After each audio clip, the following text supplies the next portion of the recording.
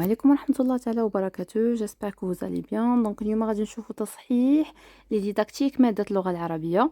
هاد ديداكتيك مادة اللغة العربية فهو ديال مباراة ولوجيسيل تأهيل أطر تدريس بالمراكز الجهوية لمهن التربية والتكوين، مسلك تأهيل أساتذة التعليم الابتدائي، تخصص المزدوج، دورة أكتوبر 2024. دونك أول سؤال كان هو يقتضي مبدأ الانغماس اللغوي. هنا قالوا لي باش نشوف فين هو الجواب الصحيح. دونك واش هذا المبدأ ديال الانغماس اللغوي يقتضي التغلب على صعوبات استعمال اللغة العربية الفصيحة؟ غلط. اعتبار المتعلم محورا في تعليم اللغة العربية الفصيحة؟ غلط. دعم المتعلمين في اكتساب اللغة العربية الفصيحة؟ خطأ. ثم استعمال اللغة العربية الفصيحة في التعليم والتعلم والتواصل؟ هذا هو الجواب الصحيح. دونك الجواب الصحيح ديال الكيستيون الاولانيه هو دي. السؤال رقم 2، الوعي الصوتي هو حسن الاستماع والقدرة على تمييز وحدات المقاطع الصوتية المسموعة؟ خطأ. النطق الجيد للحروف واحترام مخارج الأصوات؟ خطأ. ثم القدرة على تمييز وحدات المقاطع الصوتية المسموعة وتعرفها واللعب بها؟ هذا هو الجواب الصحيح. دونك الجواب الصحيح ديال لا كيستيون جوج هو سي. نشوفوا لا كيستيون رقم 3، لتنمية المهارات الكتابية ينطلق الاهتمام المبكر بالتعبير الكتابي منذ اش من سنة؟ عطوني باش نختار اش من سنة. دونك هنايا عندي الاختيار الاول السنة الثالثة من التعليم الابتدائي، جواب خطأ. السنة الثانية من التعليم الابتدائي، جواب خطأ. السنة الرابعة من التعليم الابتدائي، جواب خطأ. السنة الخامسة من التعليم الابتدائي، جواب خطأ. دونك جميع الاختيارات المقترحة خاطئة. علاش؟ لأن هاد الاهتمام ديال التعبير الكتابي ينطلق من السنة الأولى. داكوغ، هنا ما داروش لينا السنة الأولى. دونك الجواب الصحيح هو جميع الاختيارات المقترحة خاطئة، اللي هو أ. لا كيستيون الرابعة، من بين الخطابات المعتمدة لضمان البعد الوظيفي للغة العربية بالسلك الابتدائي هو اش؟ الخطاب السردي والخطاب الوصفي والخطاب الإعلامي والخطاب الإشهاري؟ خطأ. الخطاب التفسيري والخطاب القصصي والخطاب الإعلامي والخطاب الإشهاري؟ خطأ. الخطاب الإخباري والخطاب التفسيري والخطاب السردي والخطاب الوصفي؟ هذا هو الجواب الصحيح. دونك لا كيستيون نيميرو 4، الجواب الصحيح هو سي. السؤال رقم 5، من بين المهارات اللغوية التي تستهدفها كفاية السنة الأولى، واش إنتاج نص شفهي يغلب عليه طابع التفسير؟ غلط. إنتاج نص شفهي يغلب عليه طابع الحجاج؟ خطأ. هنايا في السنة الأولى ما عندناش لا تفسير ولا حجاج. دونك الجواب الصحيح لهذا السؤال هذا هو أو. جميع الاختيارات المقترحة خاطئة. ندوزو لا كيستيون رقم 6. السؤال رقم 6 يقول: الغلاف الزمني الأسبوعي المخصص للغة العربية في السنة الثانية من السلك الابتدائي هو واش 6 ساعات ونصف، واش 7 ساعات، واش 8 ساعات، واش 10 ساعات؟ كاع هاد الأجوبة هادو اللي عطاونا هنا خاطئة. علاش؟ لأن الغلاف الزمني الأسبوعي المخصص للغة العربية في السنة الثانية ابتدائي هو 9 ديال السوايع. 9 سوايع، ماشي 7 سوايع وماشي 8 سوايع وماشي 10 سوايع. دونك 9 ساعات، يعني جميع الاختيارات المقترحة خاطئة. ينجز السؤال 7، ينجز التقويم التشخيصي والدعم الاستدراكي في؟ امتى كنديروا هذاك التقويم التشخيصي والدعم الاستدراكي؟ واش بداية كل أسبوع؟ لا. واش بداية كل أسس دراسي؟ لا. واش نهاية كل وحدة دراسية؟ لا. واش بداية كل سنة دراسية؟ هذا هو الجواب الصحيح. دونك لا كيستيون 7 الجواب الصحيح هو بداية سنة دراسية، اللي هو دي. ندوزو لا كيستيون رقم 8. لا كيستيون رقم 8 شنو كيقولوا لنا فيها؟ الاستماع والتحدث من مكونات اللغة العربية في اش من سنة؟ واش السنة الأولى فقط؟ لا، ما عندناش غير في التحضيري. السنتين الأولى والثانية فقط؟ لا، ما عندناش غير في الأول والثاني. السنة الثانية والثالثة فقط؟ لا، حيتاش كاين هو في اش، في السنة الأولى والثانية والثالثة. يعني الجواب الصحيح هو السنوات الأولى والثانية والثالثة، اللي هي لا ريبونس دي، الجواب دي. دونك ندوزو للسؤال 9.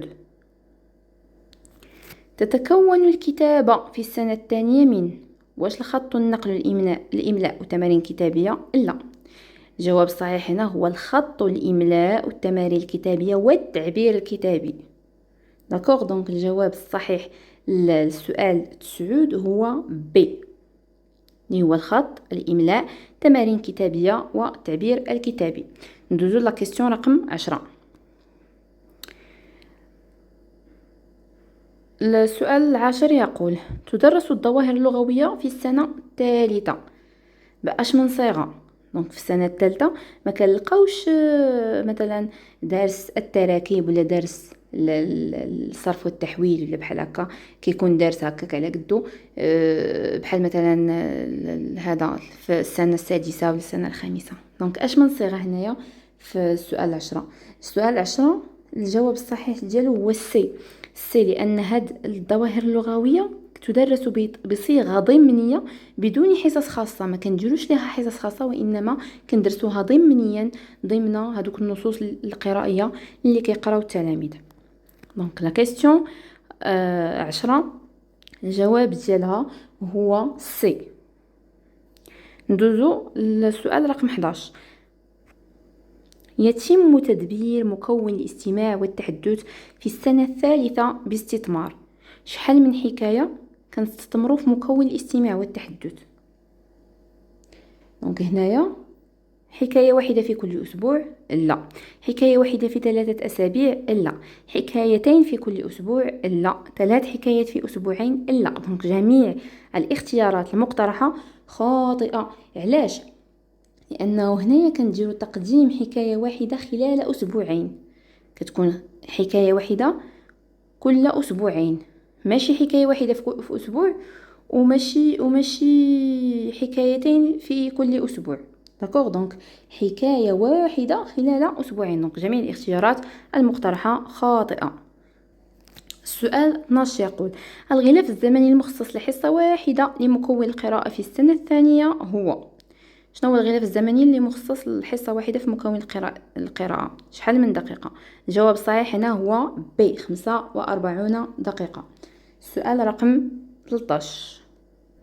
السؤال رقم 13 كيقول لنا اشنا هي الطلاقة؟ دونك الطلاقة هنايا الجواب الصحيح هو بي، هي القدرة على القراءة بدقة وسرعة وإيقاع صوتي معبر. هذا هو معنى الطلاقة كما جاءت في المنهاج. السؤال رقم 14. مكون المفردات من مكونات التعليم المبكر للقراءة ويهدف إلى ماذا؟ إلى ماذا يهدف هذا مكون المفردات؟ دونك لا ريبونس هنا الصحيحة هي اش؟ دمج المقاطع الصوتية لتركيب كلمات؟ لا. اللعب بأصوات الكلمات والمقاطع الصوتية لإنتاج كلمات جديدة؟ لا. استخدام استراتيجية واحدة خاصة بشبكة المفردات؟ لا. ترتيب الحروف لتكوين مفردات؟ خطأ. دونك هنايا جميع الاختيارات المقترحة خاطئة. علاش؟ لأنه هاد مكون المفردات ما تنجرش به، كانت غتكون هذيك استخدام استراتيجية واحدة خاصة بشبكة المفردات، كون عطاوني استخدام استراتيجيات متعددة ماشي استراتيجية واحدة، لأنه فهاد مكون المفردات عندي خريطة الكلمة، عندي عائلة الكلمات إلى آخره. دونك هنا استخدام عدة استراتيجيات ماشي غير واحدة. دونك الجواب الصحيح هو جميع الاختيارات المقترحة خاطئة. السؤال رقم 15 سؤال رقم 15. مكونات التعليم المبكر للقراءة في المستويين الأول والثاني، فينا هو الجواب الصحيح هنايا؟ بالنسبة لمكونات التعليم المبكر للقراءة في المستويين الأول والثاني، الجواب الصحيح هنا هو سي، اللي هو الوعي الصوتي، المبدأ الألفبائي، الطلاقة، المفردات، ثم الفهم. داكوغ، دونك غندوزو للسؤال رقم 16. السؤال رقم 16 يقول: من استراتيجيات ما بعد القراءة في المستوى الثالث. شنو هما الاستراتيجيات ديال ما بعد القراءة في المستوى الثالث؟ تحديد الهدف من القراءة، خطأ. استخراج المعاني الصريحة، خطأ. توظيف استراتيجيات المفردات، خطأ. استخراج المعاني الضمنية، خطأ. يعني من هادشي كله هو جميع الاختيارات المقترحة خاطئة، يعني الجواب الصحيح هو او. علاش او؟ بالنسبة لهذا السؤال 16 اللي كيقول لي شنو هما استراتيجيات ما بعد القراءة، هما فحص التوقعات، تلخيص النص، وتقويم المقروء. هنا ما تذكرش ليا حتى شي حاجه من هادشي. السؤال رقم 17، في السنه الخامسه تخصص الحصه الرابعه لمكون القراءه من كل اسبوع من الاسابيع الاربعه الاش. جواب صحيح هنا راه باين، هذا راه كادو. هو جواب رقم هو الاول، هو للنص المسترسل، هو اللي كنخصو ليه الحصة الرابعة من كل أسبوع من الأسابيع الأربعة. دونك الجواب الصحيح هو ندوزو السؤال رقم 18. السؤال رقم 18 يقول: يتم تدبير التطبيقات الكتابية بالسنة الثالثة في شحال من حصة؟ دونك هنا الجواب الصحيح هو حصة واحدة في كل أسبوع، اللي هو سي. السؤال رقم 19، ينجز مشروع الوحدة في السنة الثالثة عبر تدبير شحال من مشروع؟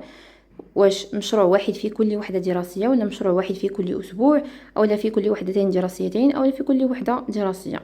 هنا الجواب الصحيح هو مشروع واحد في كل وحدة دراسية. يعني فاش كتسالي الوحدة الأولى كيلقى المتعلم راسو دار مشروع واحد ديال هذيك الوحدة الأولى. داكوغ. دونك الجواب هنايا هو ندوزو للسؤال رقم 20. تتكون الظواهر اللغوية في السنوات الثلاث العليا من ماذا؟ دونك السنوات الثلاث العليا اللي هي الرابع، الخامس، السادس. بالنسبة للسؤال 20 الجواب الصحيح هنا هو سي، اللي هما الصرف والتحويل، التراكيب والإملاء. السؤال رقم 21، من موجهات مكون القراءة في السنة الرابعة شنو؟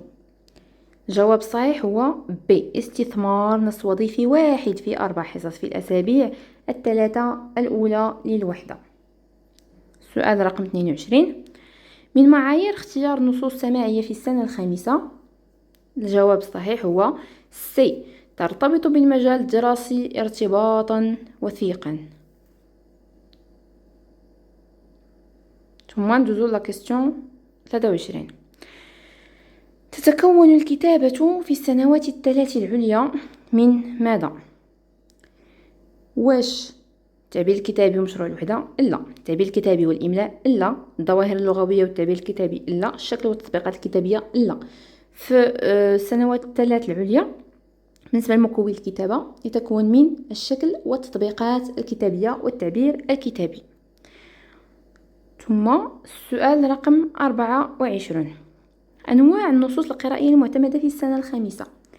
الجواب الصحيح هو سي، نصوص وظيفية، نصوص شعرية، نصوص مسترسلة.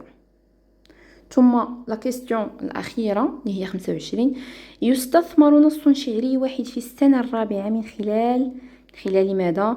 الجواب الصحيح هو بي، 4 حصص في الأسبوع الرابع من كل وحدة. دونك نتمنى نكون فتكم في الأجوبة. إلا كانوا شي اقتراحات ديال شي تصحيحات أخرى مرحبا بهم، وكنتمنى لكم التوفيق وبالنجاح للجميع.